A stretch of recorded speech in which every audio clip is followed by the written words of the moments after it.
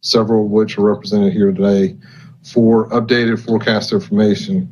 Charlotte Mecklenburg Emergency Management will post regular updates to our social media feeds. And so I always encourage everybody to follow us on Twitter and other social media. But also, and this is very important, and I really would like everyone to do this, sign up for CharMec Alerts. And you can do that at charmecalerts.org, which is always a great tool for anyone in our community. Build an emergency kit with essentials, and we always preach this, for 72 hours, including food, water, flashlights, extra batteries, medication, a first aid kit, backup battery to charge electronics, and other essentials you and your family might need. Be sure to factor pets into your preparedness efforts. And I know Chief Winkles may talk about this in a little bit, but carbon monoxide is always one of the issues that we worry about. So we want to make sure that you have working carbon monoxide detectors as well as smoke detectors. But if you lose power and you end up operating around anything that gives off carbon monoxide, including generators or anything else, make sure that those are many feet away from your dwelling so we don't have any issues here in our community. So I'm going to turn it over to my good friend, Major Dave Johnson. And we have been together for a long time, but the last couple of weeks we've been together a lot as we went through the President's Cup together, which he did a great job. So Major Johnson. Chief. Good afternoon, everybody. Major Dave Johnson with the Charlotte Mecklenburg Police Department Special Operations Bureau. We've been working very closely with our public safety partners at the fire department and emergency management, along with our city partners in CDOT and special services, to make sure that we have the proper equipment and personnel on standby and close at hand in case the need arises and this becomes a severe weather event for the Charlotte Mecklenburg jurisdiction. Just like to reiterate what Chief Graham said about staying home. If you don't have to get out in severe weather, please don't. The fewer drivers that there are on the road are the fewer incidents that we have to respond to. And we don't want to have to come rescue you from a flooded roadway if we don't have to. So, to kind of reiterate that point, if you see a roadway that is covered in water, please do not attempt to drive through that. It's very hard to tell how deep that water is. And without fail, every time we have a severe rain event in Charlotte, we rescue multiple people who have made that unfortunate decision to try to drive through water that was much deeper than they suspected it was. So if you don't have to get out, stay home. If you do have to get out, avoid any roadway that's covered in water, find another route. And if you do need, certainly in an emergency situation, call 911. If there's a flooding situation, or you see a roadway that's flooded, or a creek or waterway that's flooded that needs some attention, please call 311. And your call will be routed to the appropriate personnel. Thank you. I believe I'm being followed by Deputy Chief Winkles from the Charlotte Fire Department.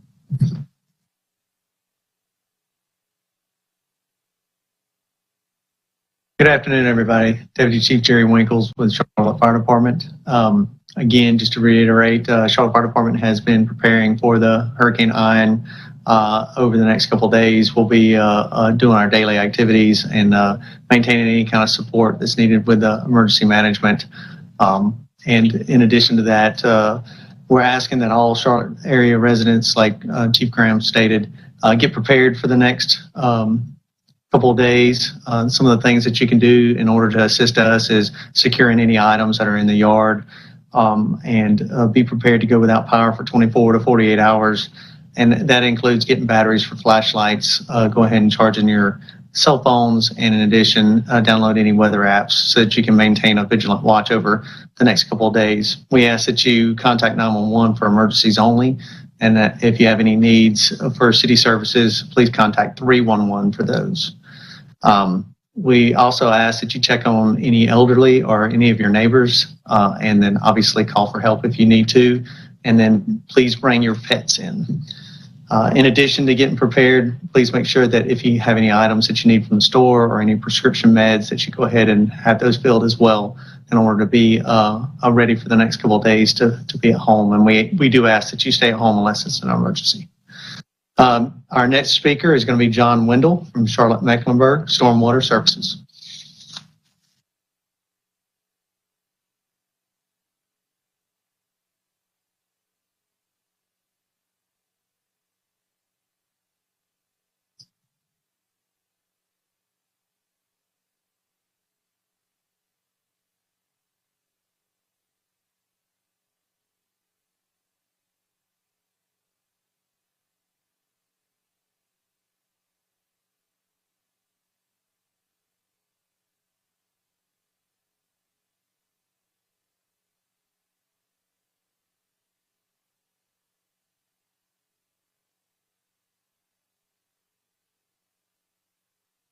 blockages in those creeks, call 311 and we'll try to get somebody out there to clear that out. But that won't happen after the rain starts. Once the rain starts, we don't want to put our folks in jeopardy. We want to keep them safe. So doing that early could get us a really good start on clearing out those storms, creeks in the area. The other thing I want to say, and other people have mentioned it already, turn around, don't drown. A lot of people hear this millions of times, but yet they still do it.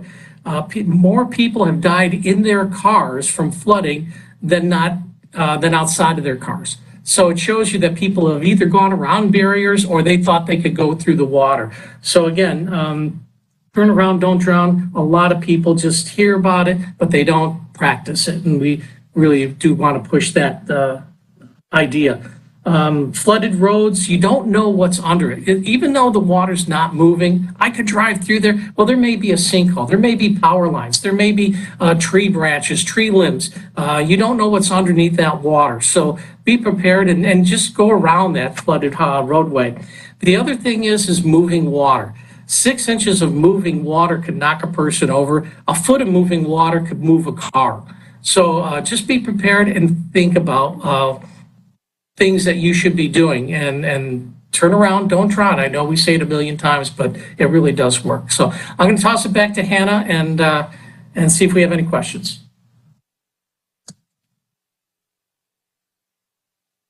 All right, thank you, John, and thank you to all of our speakers. At this time, we are prepared to take any questions. Yes, this is Derek Dellinger for Queen City News, Fox Charlotte. You mentioned, Chief Graham made a specific mention of the fact that we could be seeing potentially 3 to 4 inches of rain, the gusty winds as early as Thursday. Are there any indications really as far as what people should at least expect? Is that the least of what people should expect once this storm system comes into the area?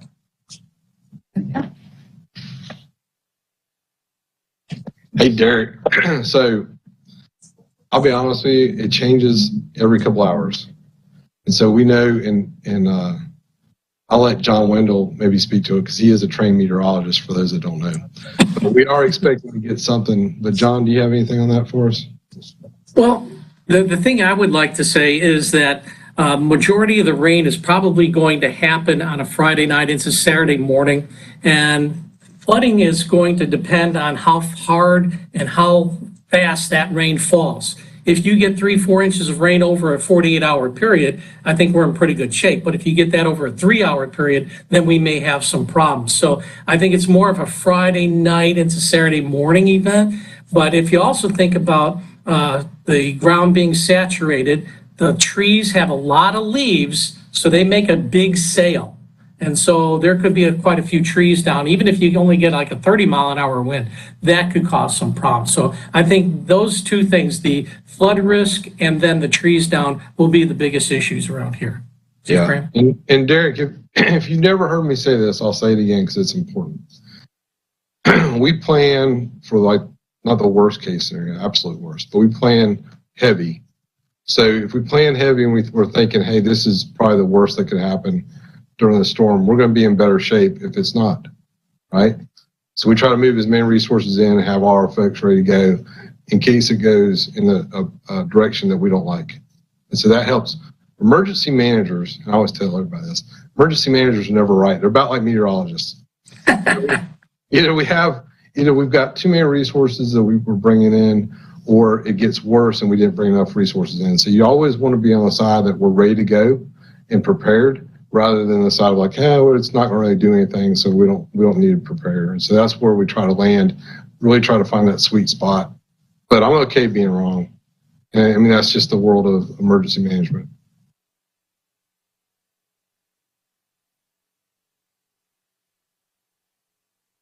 We got the next question. Do we have any more questions, Lawrence? I'm not seeing any additional hands raised at this time. Looks like we have Courtney Davis from Spectrum. Hello, this is Courtney Davis with Spectrum News. Because this storm is in Florida, I know you were just talking about that preparedness. There is a long track until it's going to hit here in North Carolina. But why is it so important if people are looking at this right now thinking that, it's going to kind of dissipate by the time it gets to us? I mean, how serious could it still get once it hits Charlotte? We don't know the answer to that. We know it after it's over. After it's over, we can go back and say, hey, this is what happened. Hugo, and John, you can speak to this. I've got a picture of the satellite image in the other room of Hurricane Hugo. And I personally, during Hurricane Ivan, right after Francis, if you remember that a few years ago, and I always tell this story too because it's a good one. But my neighbor was killed. And they were calling for 50-mile-an-hour winds where my family lives in Henderson County, and we ended up with 100-mile-an-hour winds. And so that's what I mean, Mike. You've always got to be prepared for what it could do, not necessarily, and hope for the best. And if you do that, you're going to be on the right side. I feel that we'll be better off. But we are keeping a close eye on this, as we encourage all of our folks out there to do. Of course, we're at work today. And so I probably had a better understanding of everything that's going on before I came to work. And now we've been working all day. And I'm trying to keep an eye on the storm and see what's going on. But we're closely, as we look and analyze each time the National Weather Service sends us something out, there are changes. And so we'll be keeping an eye on it all the way as it enters into Charlotte and then exits out.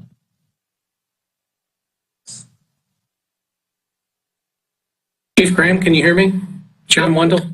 Go ahead, John. Yeah, I want to mention one other thing is the type of flooding that Mecklenburg County will see is more of a flash flooding. Our creeks all originate here in the county. So when it rains, yes, the creeks fill up real quick. But when it stops raining, they usually drain fairly quickly. Now on the Catawba River that gets most of this rain from the mountains and foothills, it may take another day or two before that water comes down. So even though, say, Sunday morning we wake up and most of the rain is gone, well, we still have to be concerned about flooding along the Catawba River, maybe for another day or two after that, just because where they're getting their water from.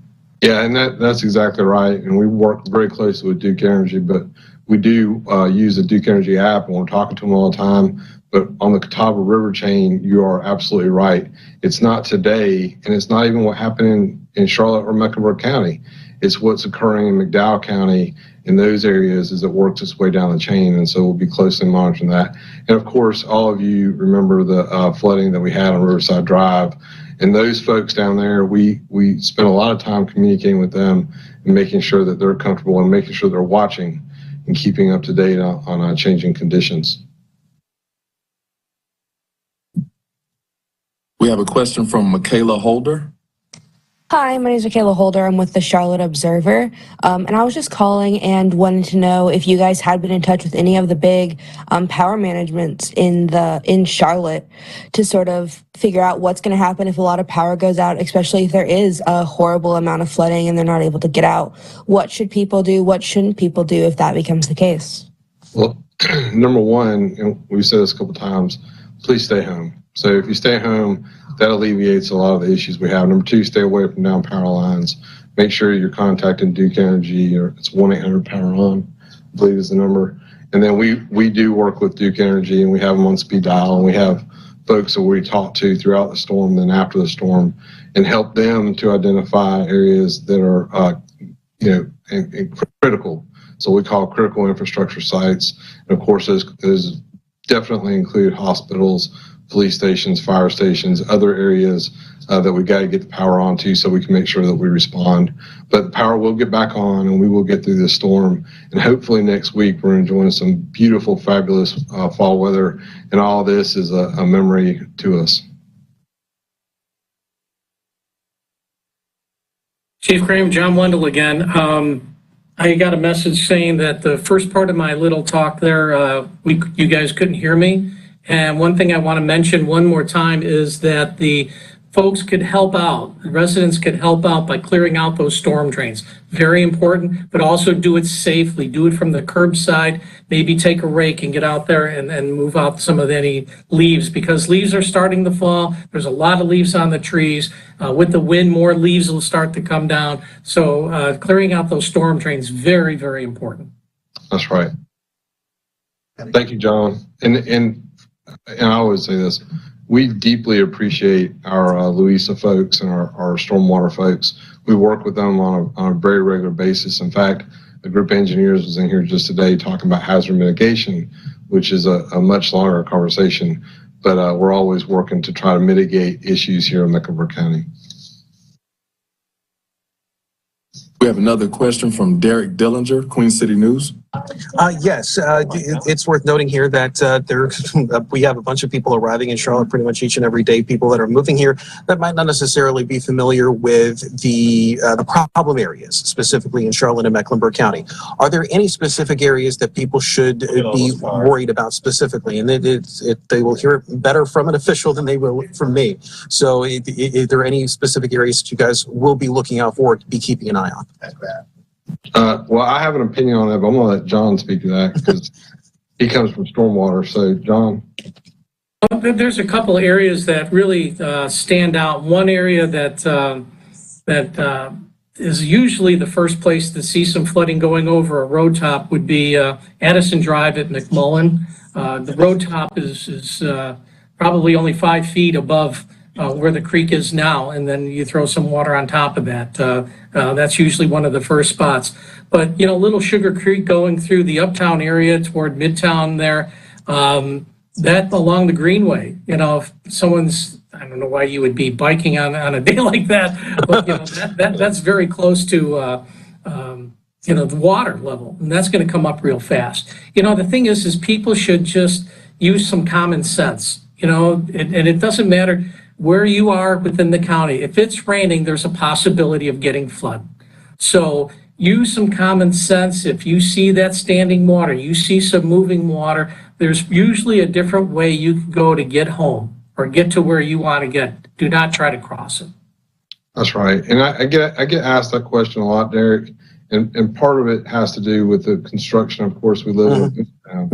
So the more construction that occurs, it can change the dynamics of what floods today or what floods tomorrow. And John talked about it earlier with the rate of rain, how much rain we get over a given amount of time, how saturated the ground is. And so people will say, well, did you know that was going to flood? We do sometimes learn that from repetitive loss information, and that helps us in our hazard mitigation.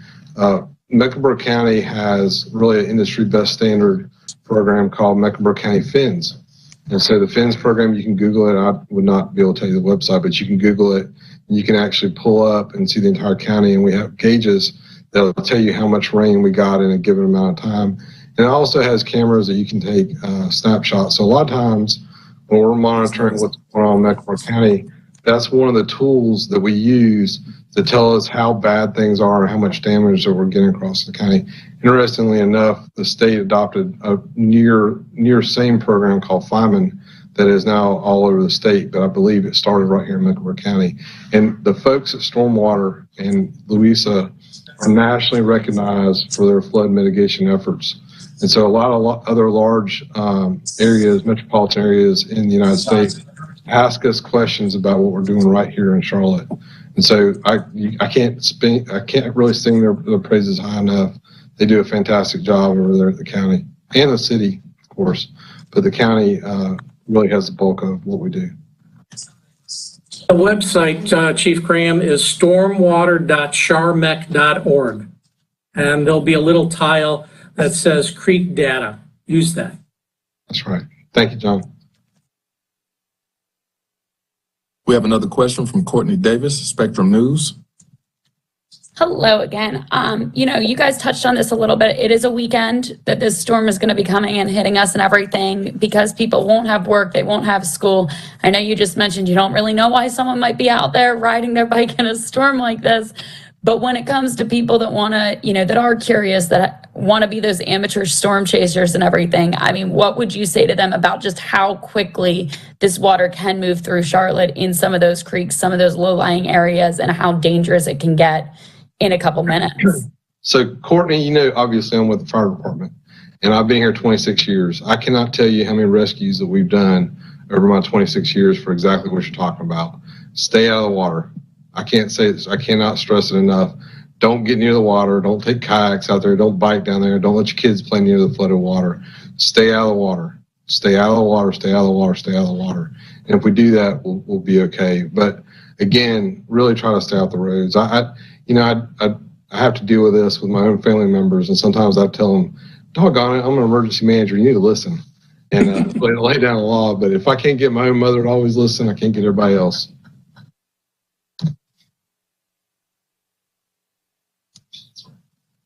We don't have any further questions in the chat. So at this time, if any of our media partners would like to request a clean copy of this recording, please send an email to lawrence.corley@charlottenc.gov.